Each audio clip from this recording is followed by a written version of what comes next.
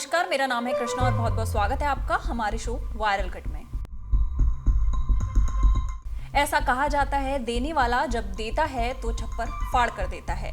मूल रूप से पंजाब के रहने वाले हरपिंदर सिंह के साथ ये कहावत खरी उतरी है। ऐसा इसलिए क्योंकि पंजाब के रोपड़ के बड़वा गांव के निवासी हरपिंदर, जो कुवैत में ड्राइवर के तौर पर काम करते हैं, उन्होंने रविवार को 10 करोड़ रुपए की लॉटरी जीती। अपने परिवार से मिलने के लिए गांव लौटे हरपिंदर सिंह ने रोपड़ जिले के नूरपुर बेदी कस्बे में अशोका लॉटरी से टिकट खरीदा था और विजेता भी रहे।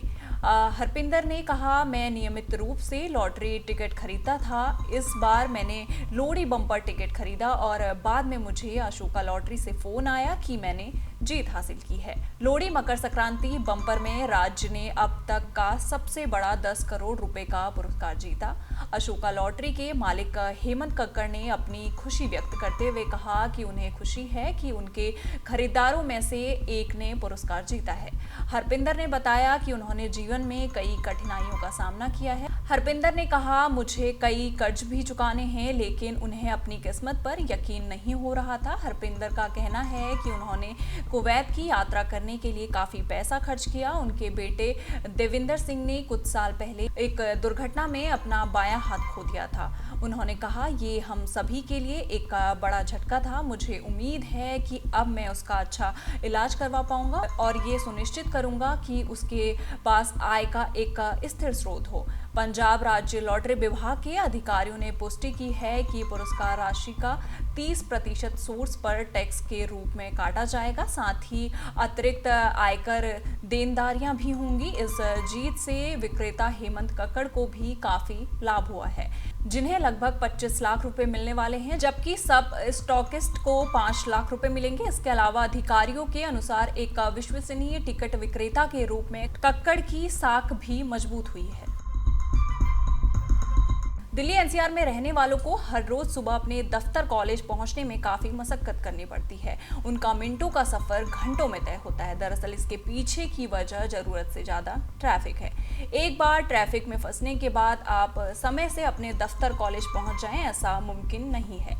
ऐसे में जल्द ही आपको इस परेशानी से छुटकारा मिल सकता है। दरअसल मार्केट में एक ऐसी एयर टैक्सी आने वाली है जो आपको कुछ मिनटों में ही आपके दफ्तर कॉलेज या जहां आपको थोड़ा जल्दी पहुंचना है पहुंचा सकती है। ग्रेटर नोएडा के इंडिया एक्सपो मार्ट में ब्लूज एरो कंपनी ने अपनी खास एयर टैक्सी को पेश किया है, जो टैक्सी टेक्नोलॉजी और कंफर्ट का ध्यान रखकर तैयार की गई है, जो कंफर्ट के साथ अच्छी स्पीड भी ऑफर करेगी, जिससे आप अपने मुकाम पर बड़े आराम से पहुंच सकते हैं। हर किसी का ध्यान इसी एयर टैक्सी पर जा रहा है, क्योंकि ऐसी चीज अब तक देखने को नहीं मिली है जो सभी के लिए इंडिया में अभी नया है।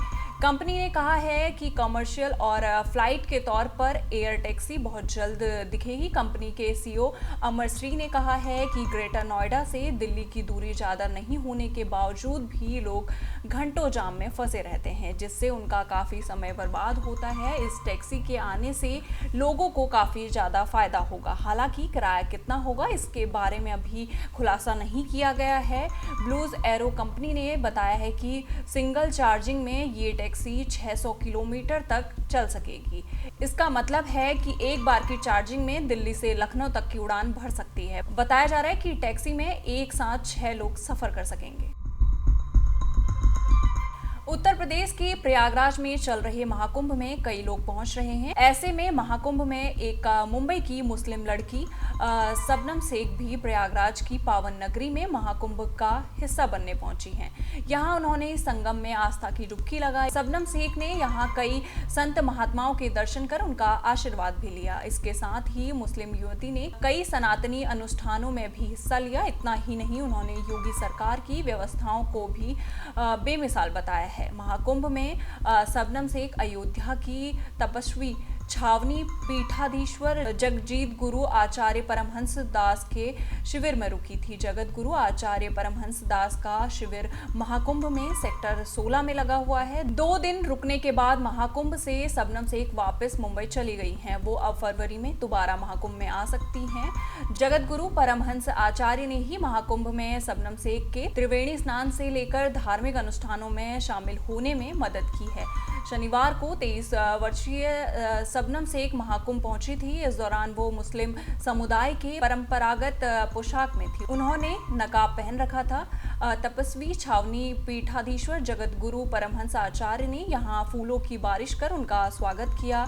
इस शिविर में शबनम ने धार्मिक अनुष्ठानों में हिस्सा लिया। इस मौके पर उन्होंने कहा कि महाकुंभ में त्रिवेणी की धारा में आस्था की डुबकी लगाकर और यहाँ संतों के दर्शन कर उन्हें दिव्य अनुभूति हुई है। वो पहली बार महाकुंभ आई हैं। उन्होंने यहाँ के बारे में जो कुछ सुना था उससे कई गुना ज्यादा सुखद एहसास हुआ। वो यहाँ चल रहे यज्ञ में भी शामिल हुई थी। मध्य प्रदेश के सागर में शादी के मंडप में खुशियां मातम में बदल गई। दरअसल शादी समारोह में फेरों के बाद दूल्हे को हार्ट अटैक आ गया। दूल्हा दुल्हन के फेरे होने वाले थे। दोनों एक दूसरे के पास बैठे थे और पंडित जी मंत्रोच्चार कर रहे थे। इसी दौरान अचानक दूल्हे ने दुल्हन की गोद पर सिर रखा और दुनिया को अलविदा कह दिया। घर पर दुल्हन आने का इंतजार कर रही मां को बेटे का शव मिला और खुशियों के बजाय पैतृक गांव जैसीनगर में दूल्हे का अंतिम संस्कार किया गया। जानकारी के अनुसार शुक्रवार को जैसीनगर का रहने वाला 28 साल के हर्षित चौबे की शादी श्री रामनगर की रहने वाली एक लड़की से थी। इस शादी समारोह के दौरान लोग काफी खुश थे। खूब नाच गाना हुआ। बाराती और घराती दोनों पक्ष के लोग काफी खुश नजर आ रहे थे। बारात गई। इसके बाद वरमाला की रस्म हुई। वरमाला के बाद शादी की रस्मों की शुरुआत हुई। वरमाला की रस्म के बाद शादी की दूसरी रस्मों को मंडप में निभाया जा रहा था। इसी दौरान शनिवार सुबह करीब 6 बजे पांव पखारने की रस्म चल रही थी। इस दौरान अचानक हर्षित के सीने में दर्द हुआ और वो बाजू में बैठी दुल्हन की गोद में ही सिर रखकर अचेत हो गया। दूल्हे की ये हालत देख मंडप में हड़कंप मच गया। दूल्हे को तुरंत शादी के मंडप से उठाकर परिजन अस्पताल लेकर पहुंचे, जहां डॉक्टरों ने उसे मृत घोषित कर दिया। कहा जा रहा है कि इस घटना के कुछ देर पहले हर्षित ने बेचैनी होने की बात कही थी। मंडप में हुई दूल्हे की मौत से दोनों परिवारों पर दुखों का पहाड़ टूट पड़ा है। दूल्हे की मौत के बाद दूल्हे के ही परिधानों में उसकी अर्थी निकली तो हर किसी की आंखों से आंसू छलक गए। ओटीटी की दुनिया में कुछ सीरीज का जिक्र सबसे ज्यादा चलता है। इन वेब सीरीज की लिस्ट में मिर्जापुर के बाद पाताल लोक का नाम आता है। जयदीप अहलावत के करियर की सबसे बेहतरीन वेब सीरीज में पाताल लोक का नाम शुमार है। साल 2020 में सीरीज का पहला सीजन आया और लोगों के दिलो दिमाग में इसने गहरी छाप छोड़ी। आमतौर पर देखा जाता है कि सीरीज का दूसरा पार्ट पहले वाले से बेहतर नहीं निकलता है, लेकिन पाताल लोक के मामले में ये कहावत सटीक नहीं बैठती है। पाताल लोक के पहले सीजन में जयदीप अहलावत से लेकर अभिषेक बनर्जी के किरदार को खूब पसंद किया गया। हालांकि दूसरे सीजन में हथौड़ा त्यागी का किरदार खत्म हो गया है, लेकिन सीजन 2 में रोचकता और सस्पेंस पहले से ज्यादा है। ये बात सीरीज के डायलॉग पर भी लागू होती है। जयदीप अहलावत के किरदार के हरियाणवी डायलॉग आपके चेहरे पर हर हाल में मुस्कान लाकर छोड़ेंगे।